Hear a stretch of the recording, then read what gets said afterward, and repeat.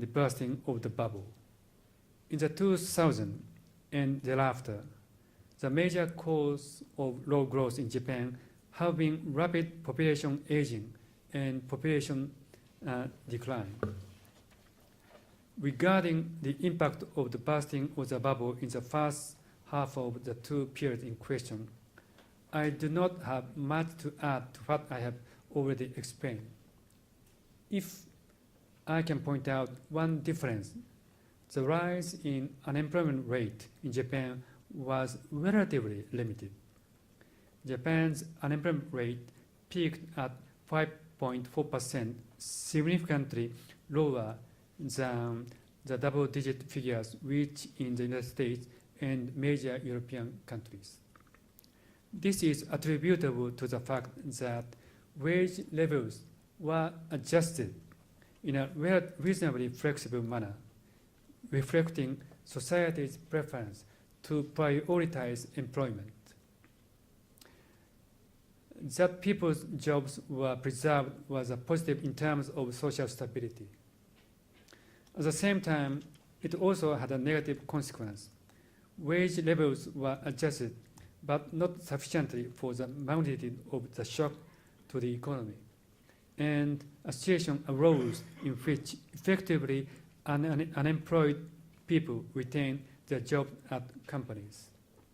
This delayed the necessary reallocation of resources to respond to demand and cost changes after the bubble burst. The decline in wage levels also contributed to deflation through a decline in the prices of services, which are labor-intensive.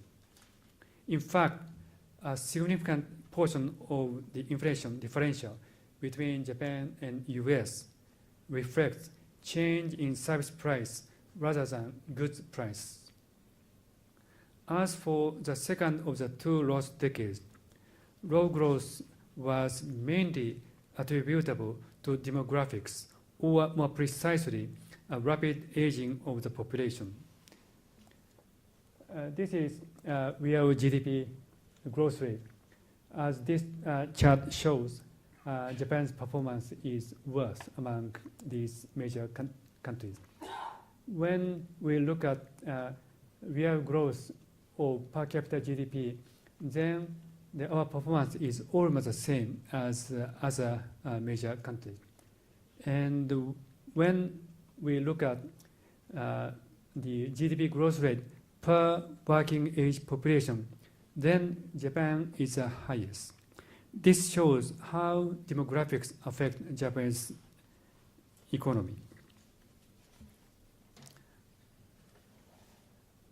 As indicated by these figures, the most significant challenge confronting Japan is how to adjust to a rapid demographic change that is unprecedented in developed countries. To a significant extent, the decline in growth rate and deterioration in fiscal conditions are attributable to a failure to adjust to rapid change in demographics. Although forecasts by economists almost always involves a large margin of error, demographic trends are one of the few economic variables that can be projected with relatively high accuracy. The implications of population aging and decline are also very profound, as they contribute to a decline in growth potential, a deterioration in the fiscal balance, and a fall in housing prices. Given that other developed countries will face the same problem despite some difference in timing and magnitude, the economic effects of demographics deserve further study. Now I would like to focus on key questions which I pose at the start of my speech. Is the developed world following Japan's long and winding road? Of course, this is not the kind of the question that can be answered with a simple yes or no. Policy measures are shaped by not only economic factors, but also responses of society and political world. Every country has its own unique unique complexity, both in social and political terms, of which outside observers have only a limited knowledge.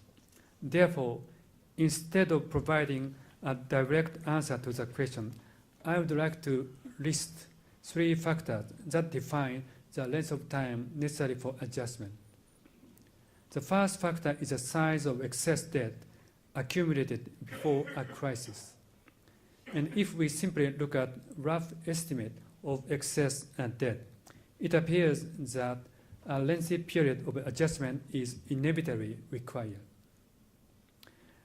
The scale of global credit bubble formed toward the middle of 2000 was indeed gigantic. The second factor is growth potential.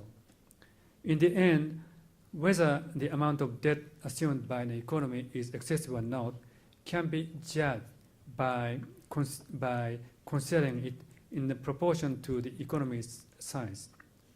For 2 economies with the same amount of debt, the one with higher growth potential can lighten the burden of excess debt faster. Having said that, growth potential is not fixed and can change as a result of policy measures and the response of the society after bubble bursts. In that sense, avoiding collateral damage from the bursting of a bubble becomes extremely important.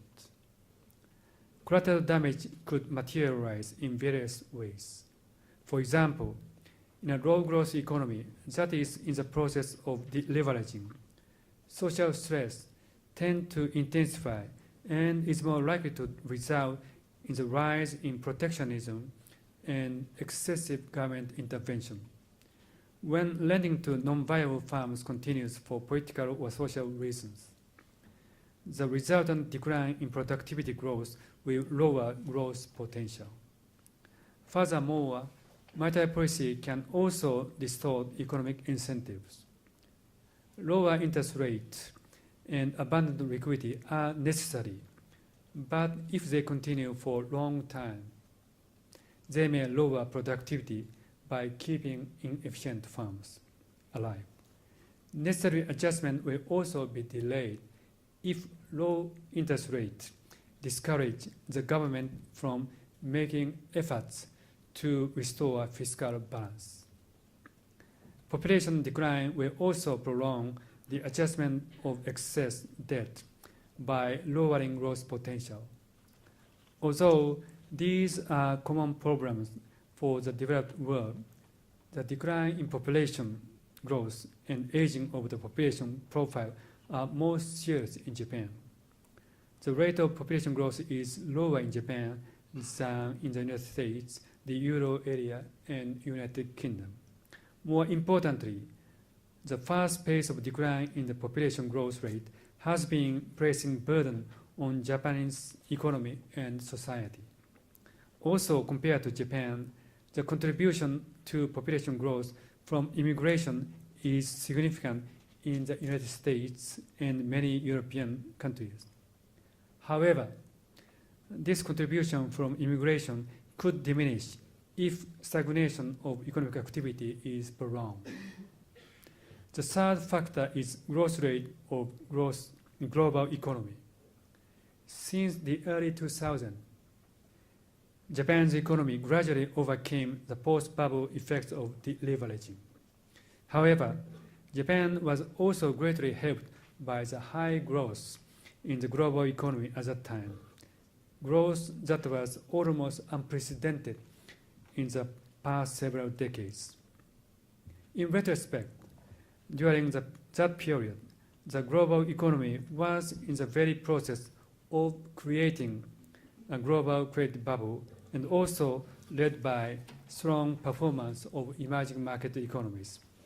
Given that growth rate in developed countries are currently restrained by post-bubble deleveraging effect, it is now of prime importance that emerging economies continue growing without causing inflation or bubbles of their own. Of these 3 factors that define the length of time needed for deleveraging, The first one, the initial size of excess debt, is given once a bubble bursts, but we can still influence the remaining two factors: the growth potential of individual economies and growth momentum in global economy as a whole. After the bubble bursts, the priority is to maintain the stability of financial system. At the same time, it is also important to adapt the economy to a new environment and to resist pressures that would lead to collateral damage. This requires strong will and determination. Given the limited time remaining, I would like to wind up my remarks by briefly explaining my thoughts on the role of central banks in this difficult period. In addition to the aforementioned four similarities, there is another similarity between Japan, the United States, and European countries after the bursting of their respective bubbles. That is, opinions are sharply divided with respect to the role central banks should play.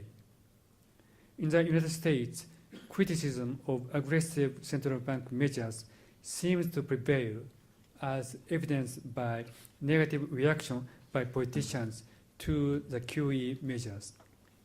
In other developed countries, however, central banks apparently face rising expectation and demand to deal with the situation against a background of sluggish growth. The recent discussion about the responses to sovereign debt crisis in European countries confirm this point. Maintaining price stability and financial system stability are important goals of central bank, but central banks are not able to solve all problems, especially in an economy characterized by zero interest rate and deleveraging. Central bank governors, including myself, have made this point clear recently. I would like to concur with the assessment of my respected colleague, Sir Marvin, who said that there is a limit to what monetary policy can hope to achieve. What can be accomplished by central banks? Or what are central banks expected to accomplish? Conversely, what cannot be accomplished by central banks?